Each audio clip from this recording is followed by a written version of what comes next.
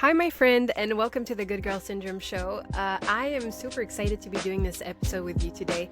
Today is a Sunday episode. I'm going to be talking about the same topic that I did on Wednesday, but this time about how it affected me. So the topic of today is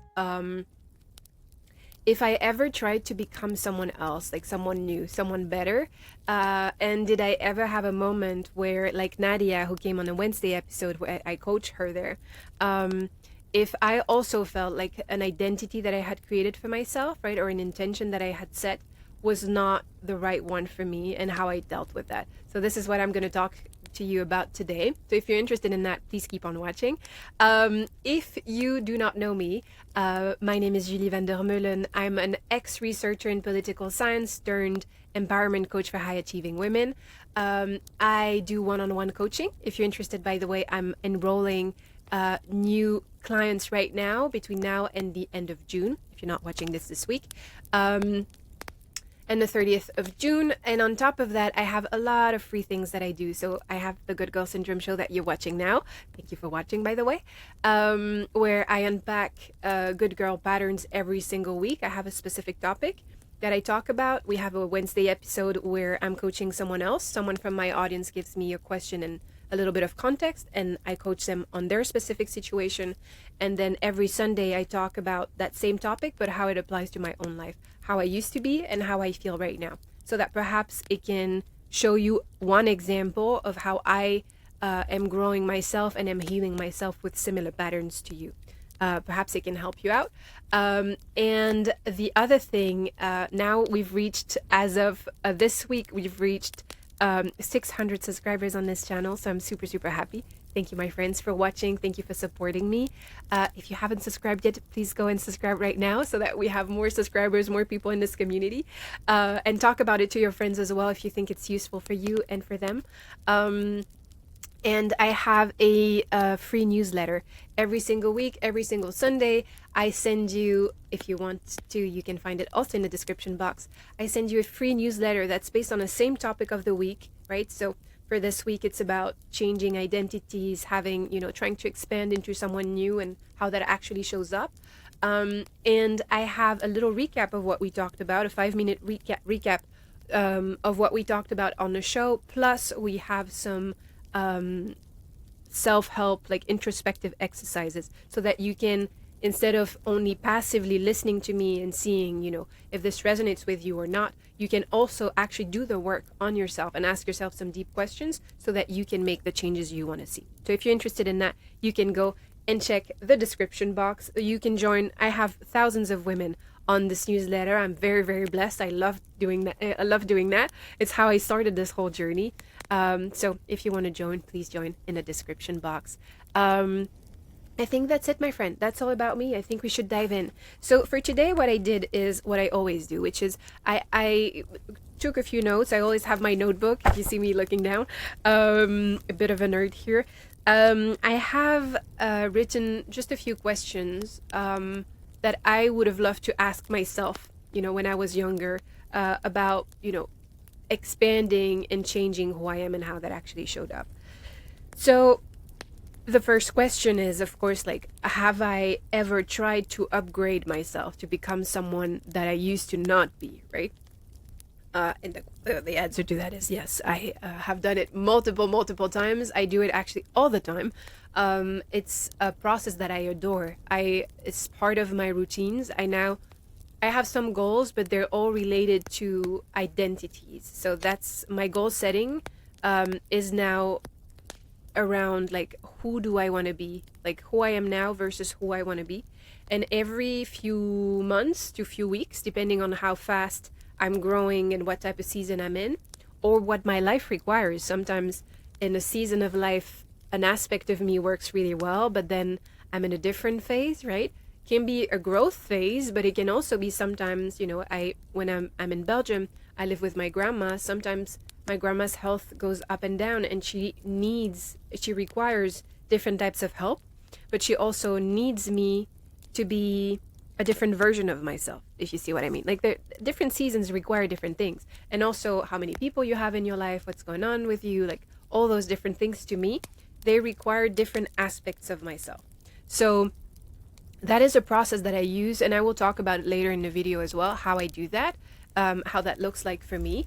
But yeah, I have been doing that for years. However, when I first started doing that, it wasn't as joyful as it is now, to say the least. And I felt a bit, if you watched the episode from Wednesday with Nadia, if you haven't, it's the second link in the description box. Go pause this, go check that out, and then come back here. I think you'll find it very interesting. Nadia was explaining how, she had chosen, she was doing so well last year. She had grown, she had healed, she was feeling so grounded, so good, right? It felt like she had put some of her good girl patterns behind her. And then she chose a new word, like a new intention for the year. Her intention was expansion. She wanted to expand. And as a result of this, she feels like she's going backwards because she can see that now she's more controlling, she's stressed out, right? Puts a lot of pressure on herself, is becoming a perfectionist again. And so she was asking me like how to deal with that, like what was up with that and how to deal with that. And so for me, I had something similar happened to me the first time that I ever did that. It's happened to me since, but I think I can focus on that part specifically.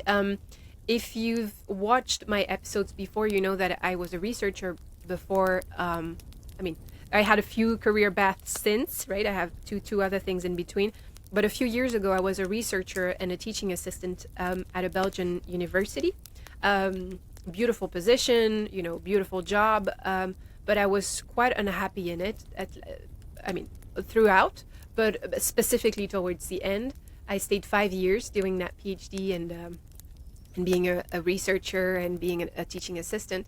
But at the very beginning, when I first started, I came in feeling like an imposter. It's funny because I did a conference this week on imposter syndrome. It was so much fun.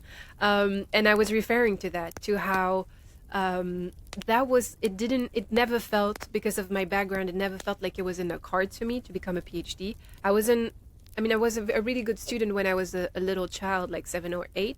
And then some things happened in my life and I stopped caring about school. So I didn't study for about 15 years. No, not 15 years. I'm not that old. Perhaps 10 years. Let's go with 10 years. I don't know what exactly it is. But let's say from 7 to 8 to about 19 years old. That's a little over 10 years.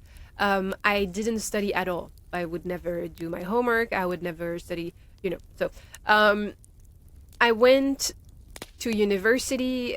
It was a whole process for me. Then turned out that I was pretty great. And then I could become a PhD student, but I had tried 3 times. That was my third, try when I got the position and I became an assistant. So just felt like it had been a very long journey for me to achieve that. And when I finally did, I felt like, what am I doing here? I don't belong here, that type of sensation. I was very shy. I had to teach in front of students. I was giving master students courses, research methodology, which had been very hard for me to understand when I was a student. So I felt very much out of place my whole first year. I did it and it went pretty well, right, overall. But I was really scared and very shy and, like all these different things.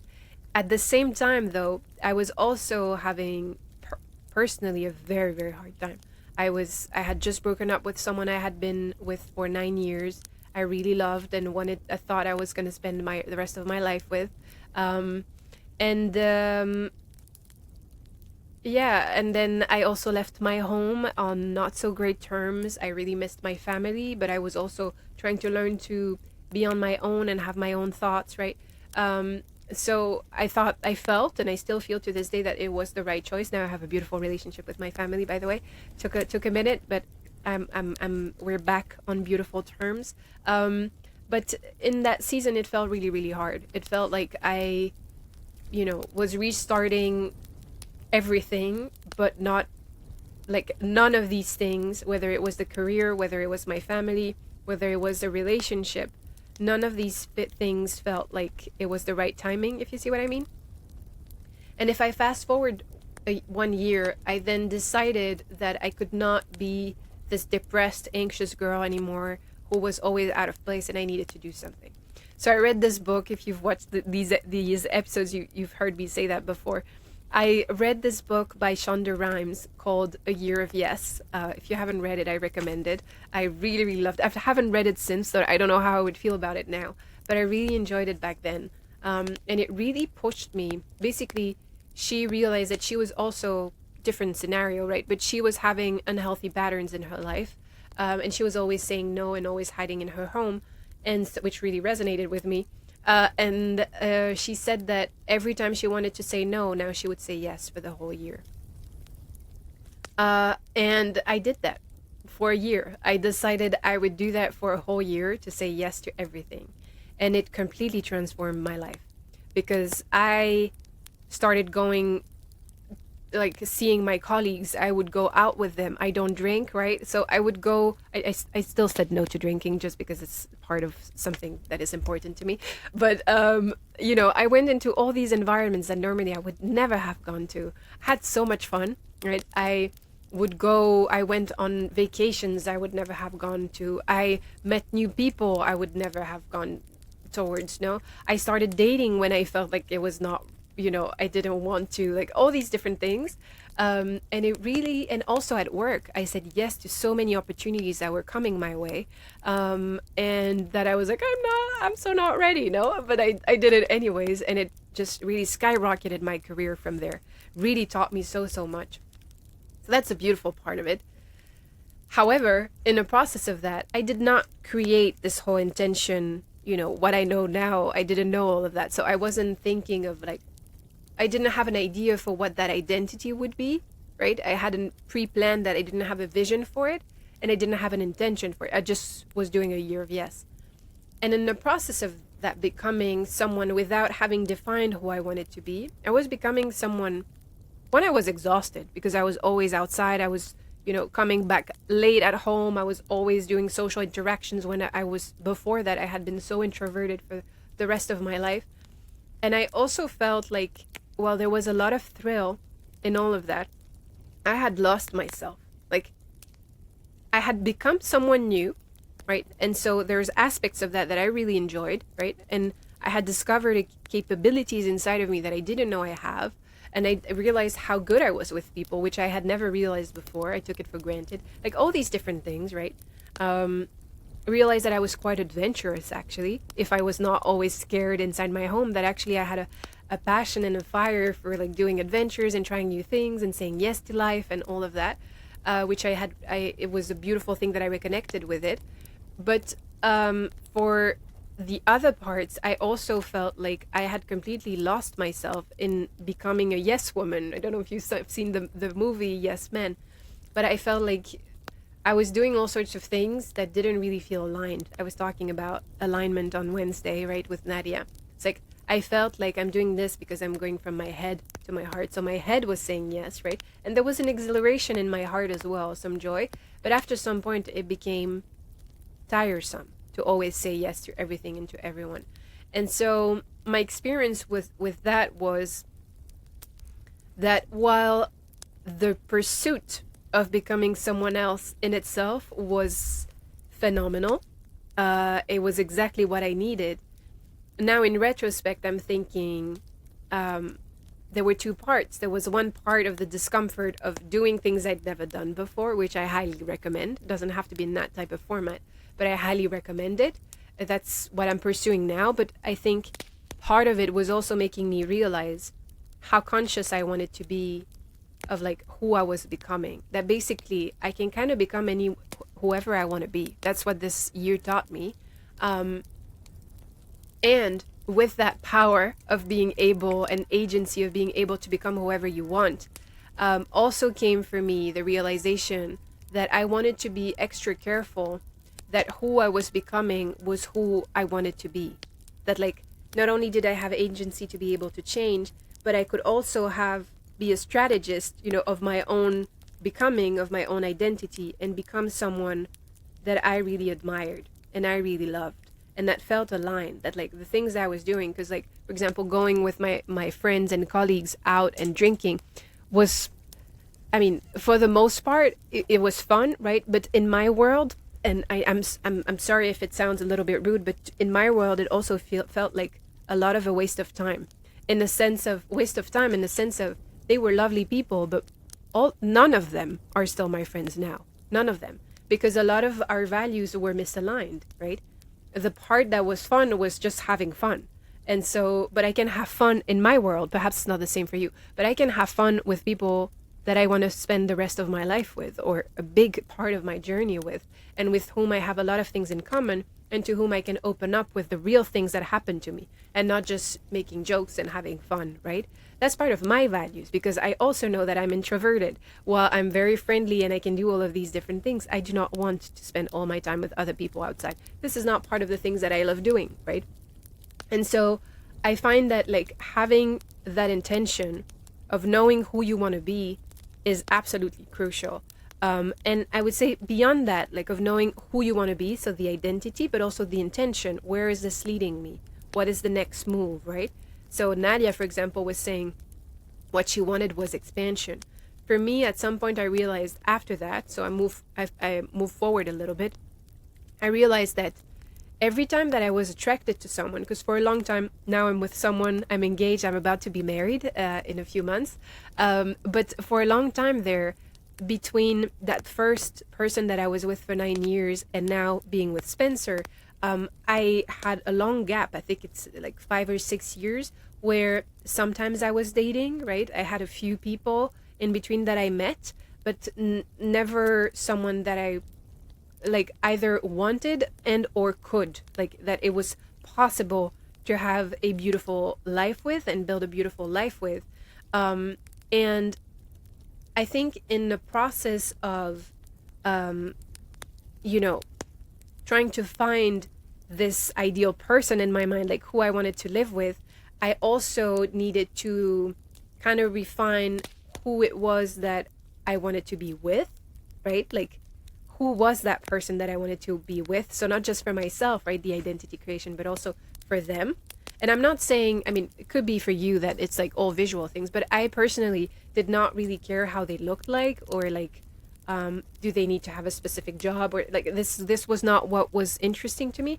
What was interesting to me was I wanted someone who had similar values to me. I had a vision for what I wanted the relationship to look like us in the relationship, how we would communicate, how things would be.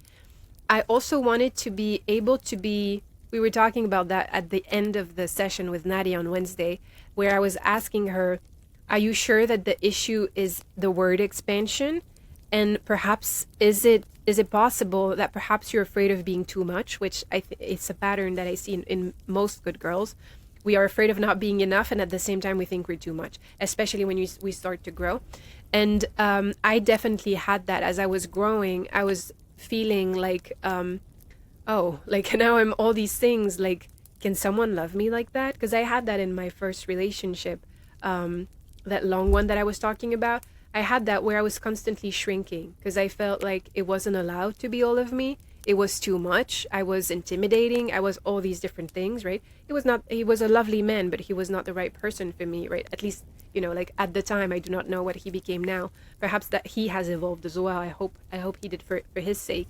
But yeah, that's how I used to feel. I feel like I was always too much, right? And in the process of being too much, then not enough, because I can't be what someone else wants, right?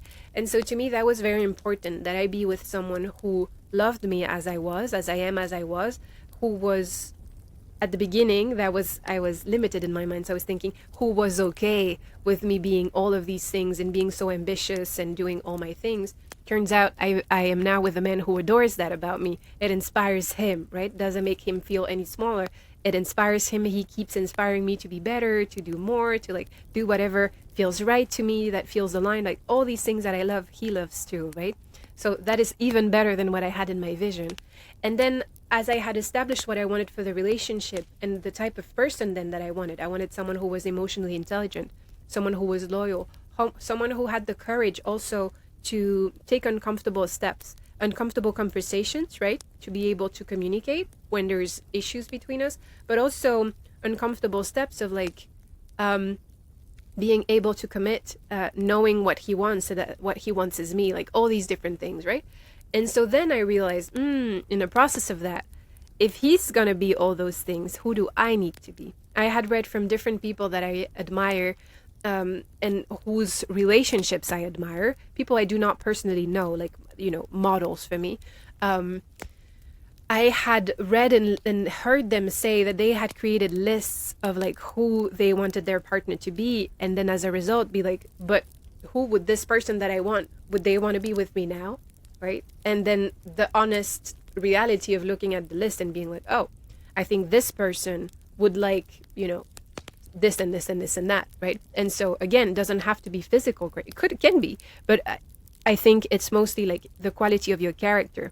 And so for me, then I went into this journey of realizing, oh, but then I would need to change a few things about myself if I wanted to attract that type of men. Attract, but also keep this type of men, like be able to build, because I want this relationship, but it's not all on the other person, it's also on me, right? To be able to co-create that. And so that's been a journey in itself for me to realize, okay, so as a partner, what are traits of mine currently that I would love not to have as much or to change, right? And so I went on this whole journey, internal journey of becoming this version of myself, who then met this wonderful man, right? And then he was attracted to me, I was attracted to him. He has also done a lot of work on himself. But so if you can see the pattern here is like, that's my belief. Perhaps you don't agree with me, but my belief is that pretty much anything, pretty much, right? There's some things that you can't, I'm speaking to you in French now, I'm saying voila. I think there's a lot of things, let's just put it this way. I think most things in life you can't control, right? Most things in life you can't control. And I think most of us, what we do, good girls especially, we are afraid of the world. We are afraid of a lot of things. Oftentimes we've had difficult times when we were younger, right? And we are still living with that to some degree. Doesn't have to be, don't compare your trauma with someone else. You know what I mean? Like, don't compare what happened to you with someone else. What I'm saying by that is there's an inner suffering, right? There's an inner suffering that was there. And I think pretty much everyone has an inner suffering. It's just that good girls took that inner suffering and did something with it. They became successful. They became the best. They became perfect. They became good. They became, like they made something out of it. That this is what makes us all be in this community. There's a lot of things that we have in common, not because we have the same trauma or lack of trauma, but because of what we did, the response that we chose to give unconsciously, right? We were kids. So, but that's what we chose, how we chose to respond to the world. And oftentimes what we try to do as good girls in the beginning stages is we want to control everything, and we're constantly anxious because we cannot control stuff, and everything always goes, not according to our plans. But what I've come to realize in the past few years is there's one thing and one person that I'm in control of, and that's me, right? And most things that happen to me, not like what happens to me from the outside world, but what happens inside of me, I can control. And I'm not saying this like put myself in a box and not allow myself to do anything. I mean, I can learn to really know myself, the things I love about myself, the things that are working really well inside of me, but also the things that aren't working too well. And I have a choice of whether do I want to keep that or not, right? Do I want, like, am I satisfied with the way that I live my life now? Am I proud of who I am right now? And it's not to shame ourselves. It's just to say, it's okay. It's a human thing, right? To be imperfect, and we will always be imperfect, however we work on ourselves. And there's nothing to fix. And at the same time, it is possible. It is possible to see one of your traits. Traits are learned behaviors, right? So any learned behavior that you have that you do not like, you can untrain, like forget it, right? And you can also learn new things so that like you have new traits that come into you. Still the same you, just different traits that can be more developed or less developed. And from there is like what to me, this is how I coach. I do a lot of identity coaching, of asking like, who are you? Who do you want to be? Like, what are the different sides of you that would need to be developed so that you can become this version of you or have that type of result, right? All the while feeling aligned, your head and your heart, This is what I love to do in coaching. But the reason why I love to do it in coaching is because I find it magical, and I do it in myself all the time. All the time. So I can give you, perhaps I can end on this. I hope this is useful, by the way.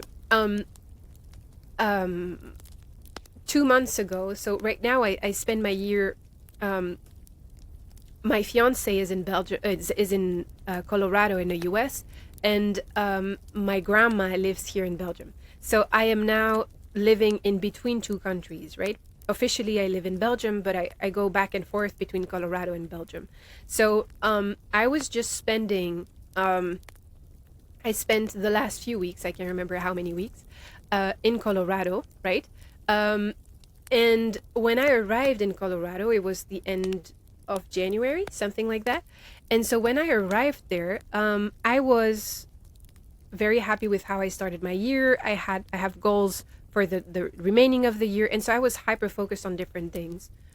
So I arrived, I start with the goals that I have set in the beginning of the year. And very, like 2 or 3 days in, I'm like, I'm not inspired. I'm someone who's inspired normally, and I don't feel inspired. And in the beginning, the first few days, I thought it's because of jet lag. But then I realized, no, it's because the things that I'm reading at, like, I don't know if I have them here. I can show them to you next time. I have like whole posters that I fold them so that I can travel with them. And then I was like, my boards and my lists and my things, they don't resonate with me anymore.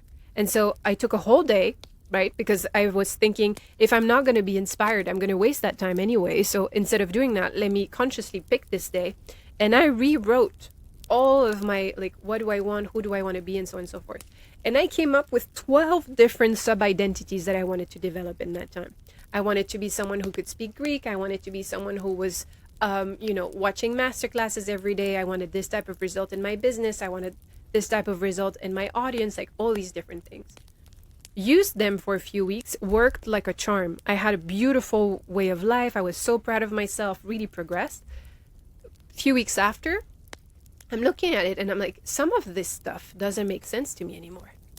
And the reason why is because some of the goals had been achieved, if you see what I mean.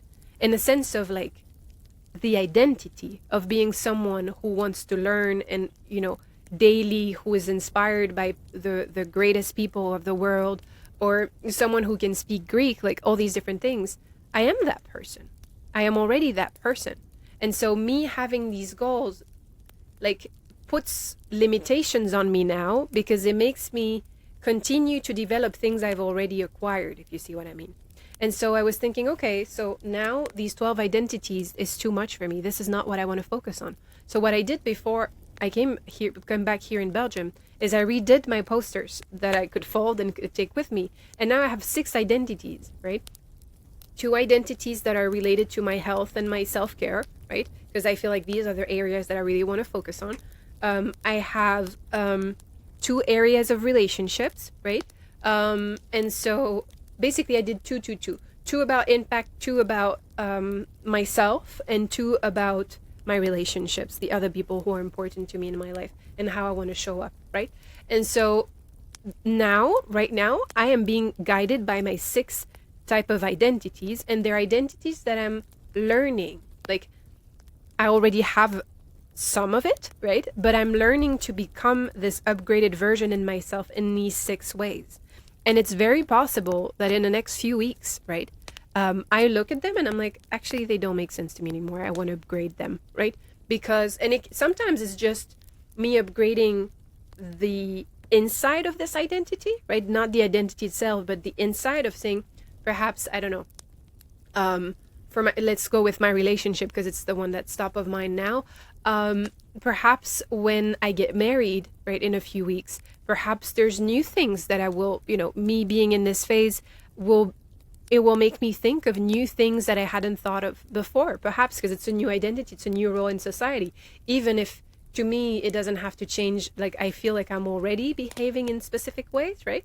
Perhaps when the time comes, it will create a shift inside of me.